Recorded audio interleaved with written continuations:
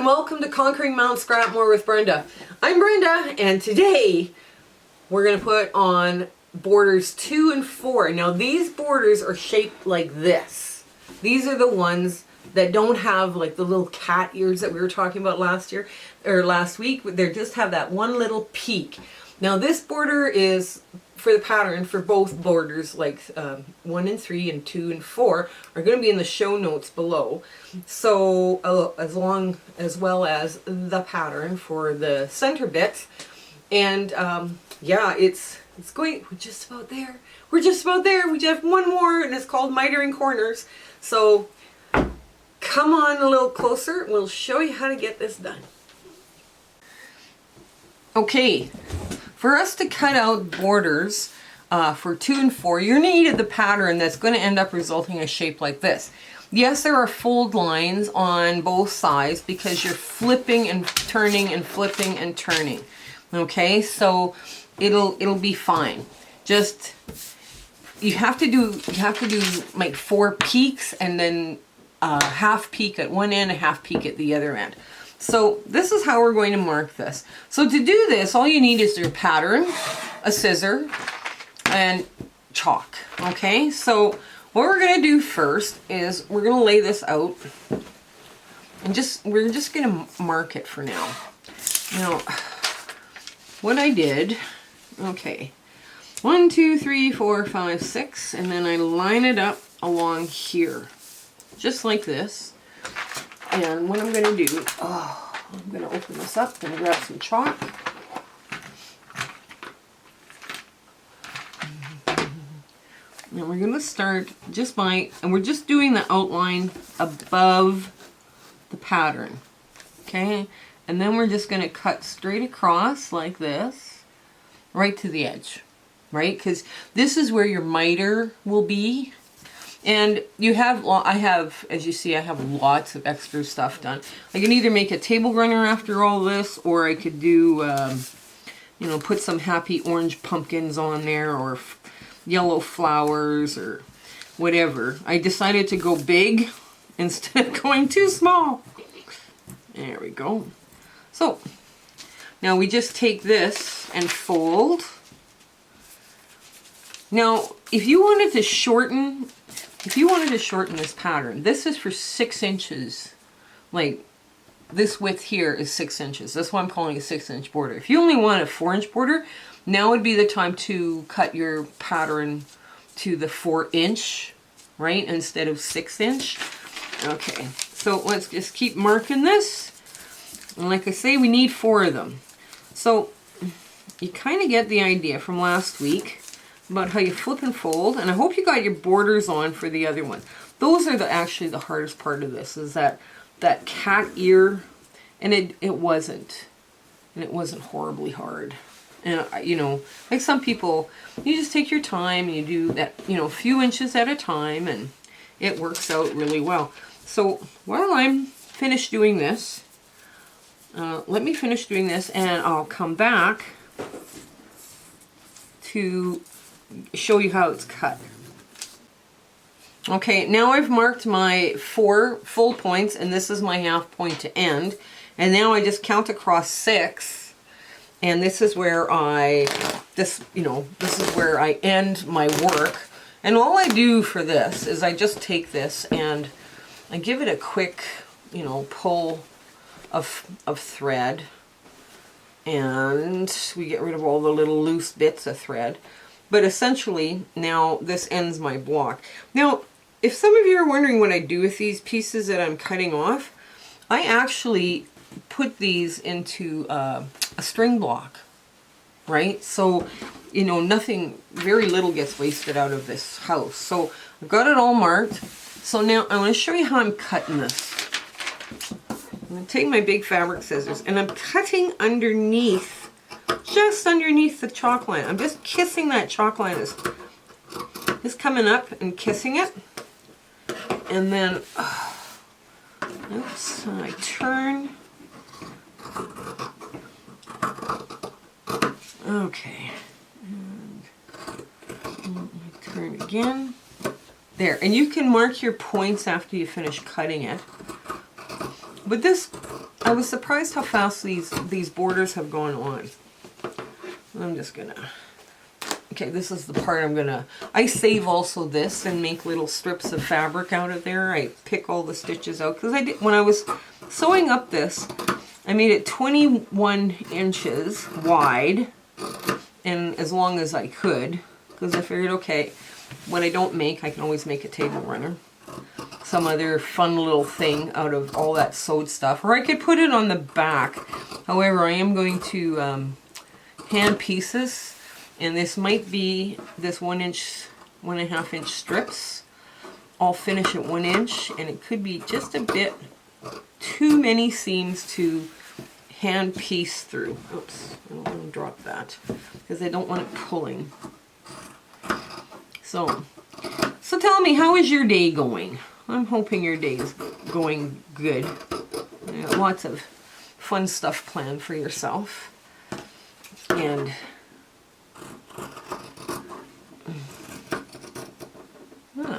there. If you're sewing along with us, we'd sure like to hear from you.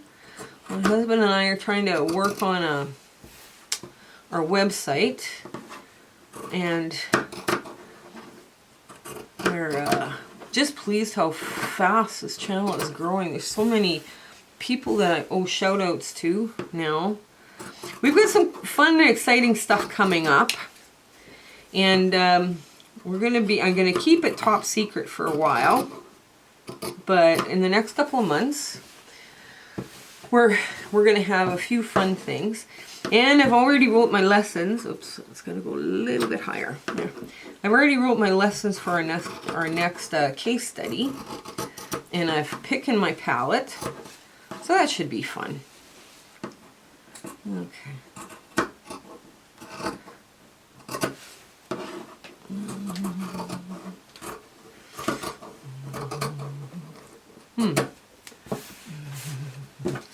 I was showing this quilt to one of the ladies at my quilt guild yesterday, and she was rather surprised how flat it was laying, considering it hadn't been ironed yet. So I was quite pleased. She's quite an amazing quilter, actually.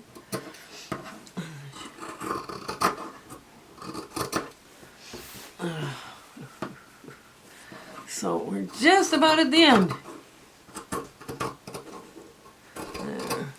Now that's where I slipped. The pattern slipped, so that's fine. Just kind of correct it as you go. If you need to, chalk is a wonderful thing. It rubs off very quickly. Okay. And we're just about there. Okay. Now I'm leaving 6 inches extra for the miter corner. Now some of this might come off too, right? You know, it's not going to be, like I say, none of this gets wasted. This stuff here all gets picked apart. It'll either get picked apart and put into another quilt, because it is a good 1.5 inch strip, right? So this does not go to waste. Okay, so let's get that quilt back up here and I'll show you how this all fits in. Okay, so this is the piece we've cut. And when you see this, it actually fits in here. Now this is the corner. So this first 3 inches, this is where I'm not going to touch it, because I'm going to wait for my miter to come into play, because somewhere in here, that miter comes, you know, like at a 45-degree angle. And until I get actually both pieces sewn on and flat and nice and everything, I won't know exactly where that Y seam is. And, you know, fabric is pretty forgiving, right? So the first part here I'm going to sew is this bit, and then this, and then, you know, along. Now I do have, there's 4 peaks, like this peak here, that fit in here, and then a half peak at the corners, right? So the other side of this quilt has the same, it's going to have the same flap, right? Which is fine. So we're just going to flip it over to make it easier for me, because this is a long piece. What I do is I lay out it flat. I see where it matches. Now you can also mark this all up with your chalk on the back. you know, from your pattern, because your pattern has little dots where your points are and where the points would match on your quilt edge, right? So what I'm going to do now is I'm just going to flip this over and give myself a little bit more room. Now, because I have more seams on the border side than, oh dear, I'm holding up the wrong end. Because I have more border seams on the border side than I do the quilt side, I always have the most seams towards me. So that means that this, oh, where did it go? Here it is. This would be laying on top of this, like so.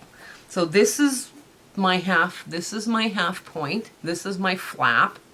Now this would get sewn onto here. So it would be originally pinned here and here first. And that's where we'd start our sewing. And then once we get that sewn, we still have that flap where we have some play. So what I'm going to do, and I've used the same 3 pins to make this tire quilt. And wow, they're now getting dull. So I guess I get either sharpened somehow, or, and you just pin it and play. And after a while, you know, you really do learn where that 1/4 inch is. And, you know, it's easy to tell where you would put that pin down, because you kind of magically would make that X there. Like I haven't actually marked this. But you'd put it down and you'd line it up. And be gentle with this border, because all of this edge has not been stay stitched, where this edge has, the far edge. And then you'd kind of just work this in just a bit and put your third strip in. So this is how you would start to sew it. Because I'm right-handed, I'm sewing from my right hand to my left. If you're left-handed, you're sewing from your left to your right. Okay, so that, don't get confused by a bunch of stuff. Now I have a quilter's knot here on the end of this. I don't know if you can see it. There we go. A big one, so everybody can see it. And I don't have any thread magic or thread conditioner. So, yeah, thread conditioner is really important when you're hand sewing. Because what happens is that thread drags. It has nap, right? Like thread actually has nap to it. So it will drag on you if you're not careful. Now I'm just going to make my first slip knot, or my slip. I'm going to take it from the back of the needle, the eye of the needle, wrap it around the front, and pull through everything to make my first slip knot. And then 2 or 3 hand over knots, just to get you started. And because now we're right at a seam, remember, every time you hit a seam, you're going to go through, and that's why you have the seams up, right? Like all the seams up. And this too, if you've got a little bit of like seams that are starting to pop a little, like right here, I don't know if you can see that. That's popped just a little. If I've got that seam, blind seam, I don't necessarily tighten it, but if it's facing me now, I can tighten it, and it doesn't start looking, you know, like I don't have my quilt full of holes. So just to get going here. So there I do it again, because I've went through the seam, and I do another slip knot, 2 hand over knots or granny knots. And there we go. And now we just proceed with our 3 little stitches. And that's all we're going to do. Now I'm not going to make you guys watch me do this whole quilt, but I can hardly wait for next week when we're starting to do our mitered bit, the mitered corners. Now I'm hoping that I'm hoping that you guys understand. Mitered corners are really simple. And if you have to cheat on them to make them look mitered, that's okay. you know. With piano keys, there's an easy cheat, but sometimes it works really well and sometimes it doesn't.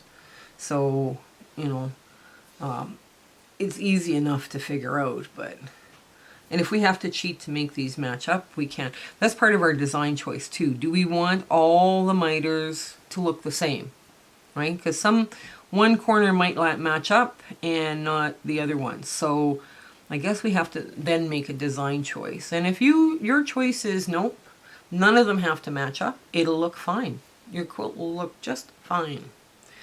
Or if you don't want to do piano keys, you don't have to do piano keys. If you want to do just one piece border and no miter, that's up to you. If you wanted to do a pillowcase closure and edging, that works too. That would have been beautiful. But anyways, this is how, basically, and I've said this before, this is how you eat an elephant. You know, one mouthful at a time. Well, this is how you eat, this is how you finish a quilt, 3 inches at a time. You know, like I say, I just find this very relaxing. I sit with my feet up and I watch YouTube videos, and I try and comment, but I have a choice then of hand sewing or commenting. Sometimes it's hard to comment, you know, too much because you want to get your hand sewing done. So, okay, so just right this little bit here. Anyways, this quilt is going to one of my grandchildren. So I've been thinking about how I'm going to do the quilt as desired, because that's what happens in every pattern. I think I'm just going to keep the quilting really simple, and it'll be pretty. And like I say, oh, the other thing, my husband and I are going to be working on our website. Hopefully get that up and running. And I got to talk to him about, I would love to see the projects you guys are working on too. I'm not sure if that's good on a website or if it's better on a Facebook group, or I'm not sure how to manage that. But anyway, so now I've got to the corner, right? So I just bury this here. And now, because it's that flat corner, or that real flat area, there's like 6 inches of flat area here along that curve, which sounds weird. It's just a flat curve.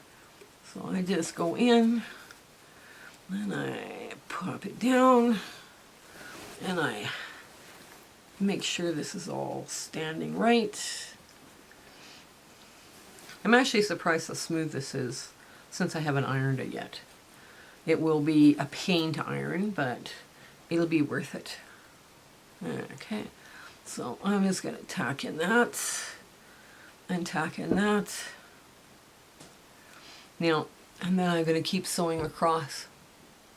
Okay, this is the side I finished sewing on this morning, and this is what this looks like. Now remember, this quilt hasn't been ironed yet, so other than a small space to show you what, this is how that all fits in. And there, I want to hope you can see that. That's how that point all meets together. And, you know, some of the points like this, you know, yeah. It'll show up better. It'll show up better once you're ironed, right? But right now, that's what it's looking like. It's looking pretty good. Now, somebody commented on the salvage. That's within that 1/4 inch seam. So by the time I finish this quilt and square it up and put the binding on, you're not going to see that. And that's fine. It's not a an over woven, tightly woven, so it's not even going to like shrink differently. So like you see the edge on a salvage sometimes on where it's like really tightly woven. This isn't like that. It'll peel away just like the regular cloth. But so that's where we're at. We haven't ironed it yet, and we've got one more side to do in mitering. So here we go. I've just got this last border to do, and this quilt is starting to come together really quickly. I haven't ironed it yet. I haven't touched it with an iron yet, but all the pieces I finger pressed open and all this, so it technically will lay very, very flat once we're done. I know what I'm doing this afternoon, and there's lots of it. So we are so happy that you're watching this so long and enjoying it. We're getting lots of positive, kind comments, and my heart is just full. We want to thank each and every one of you. So, without further ado, next week is mitering. So, you have yourself an amazing week, and you take care. All right, bye. Hello everyone, just a quick reminder, this is the quilt we're going to start doing our sew along in the beginning of December 2021. This is a beautiful hand-pieced, hand-quilted. This is a beginner quilt for hand quilting. This is also an intermediate if you're using a sewing machine. And we're going to start this one at the beginning of December 2021. So if you're watching this 8 years from now, don't worry, it's a free pattern. It'll always remain a free pattern.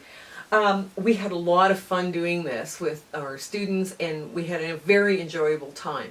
So if you like the videos and you like this challenge and you'd like to start a quilt along, comment below, but like, share, and subscribe with your friends. We are so happy that you're back with us if you're a subscriber. But if you're a new subscriber, please join. This is going to be so much fun.